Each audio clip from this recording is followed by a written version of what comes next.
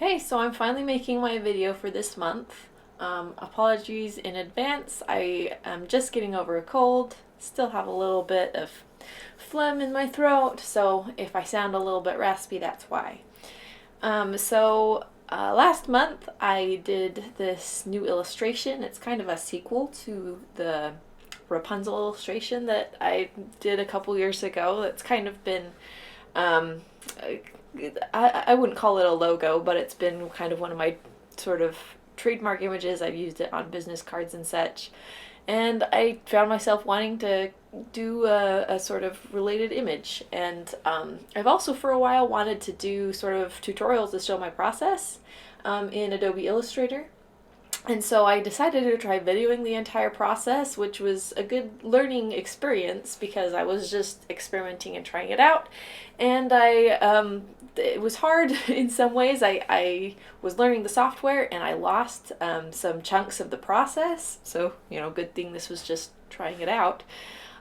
So here it is, me doing this illustration. So as you can see, up to this point, I've just been playing around with sketches, different positions, trying to figure out where I want everything to be, how I want her to be sitting. And you can see around the edges there were positions that I had tried, that I had rejected, and then right there you saw 1, 2, 3. I had saved out different versions so I could show it to my friends and get their feedback on what position was working best. Then I lost a bunch of video of me cleaning up the sketch. As you can see, it's kind of jumped here to a cleaner version. So I lost that part of the video and it's jumped straight to where I'm starting to put in color. And you can see how, and this one is slightly different, not significantly different from my other portfolio pieces, in that I don't have an overall kind of key block, so to speak, if you know how lino cuts work, of just the dark outline. That I have a layer of each color on top of that color, so that it just makes a darker version of that color to be outlines. And it's just a slightly different look, and it just has a different feel that I like to experiment with. And so, starting with the green, I make just a flat color filling in the whole space it's going to be green, and then I make another layer on top of that of the same shape and put it on multiply, and then I cut away the places that I don't want to have the dark lines, and it leaves behind that dark texture. And so now I'm doing it again with the blue.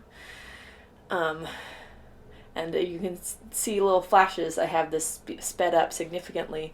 They're looking back and forth to the previous Rapunzel piece in order to see exactly what I did, because as I said, it was 2 years ago, I think, that I did that piece. And so while I kind of know what I did, I don't remember exactly, and so I kept jumping back and forth looking at that piece to make sure that I was having a similar approach so that they would look good together. Correcting my drawing. Never assume you got it right the first time, I guess. So I didn't like how that foot looked. I wanted her to have the crossed ankles, but it wasn't coming out exactly how I wanted. So here, doing all of the skin tones,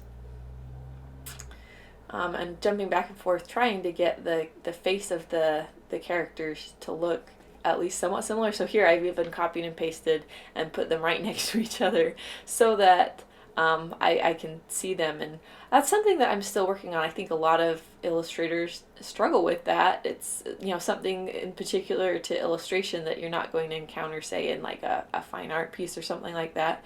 That if you're just doing the character once, it doesn't matter if you can draw them over and over again. And I'm still working on and learning how to get that character to look the same in multiple images. So that was my way, is just copy and pasting the old version and putting them right next to each other. And here's the fun part, where I take all of the colors and flatten them together to make a big shape and make it into my shadow color, and then I erase out where I want the lights to be. And I do a couple layers of that so that it gets a little more kind of depth and nuance to the shadows. And I felt like I erased out too much. It kind of was flat and I wanted more to be on that shadow side. I was adding a little bit more in. So yeah, this is like a really quick, obviously very sped up kind of overview of my process. As I said, I don't always do it exactly this way. Sometimes I have an outline that I start with, and this one I started with shapes. And here I'm kind of wanting a layer of deeper sort of occlusion shadows. Jumping back to the previous one so I could see how I did the highlights on the face. Again, so I could try and be consistent between the two images so they could, be side by side and kind of look like they go together. That's the hope, at least.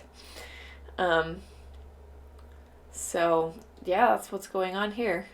Trying to get even the details of like her little headband and the cheekbone highlights, all of those things to be consistent.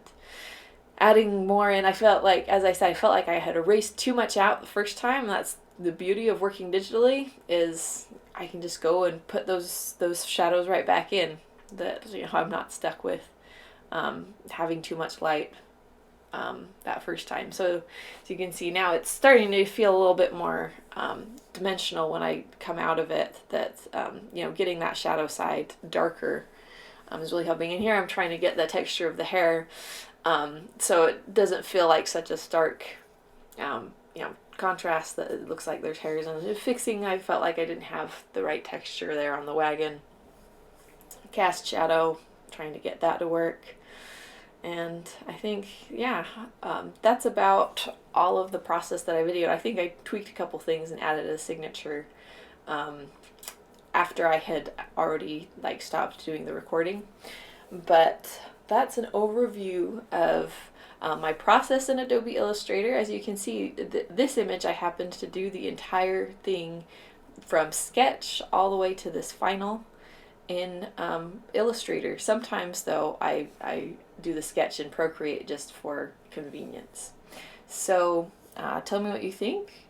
Thanks for watching.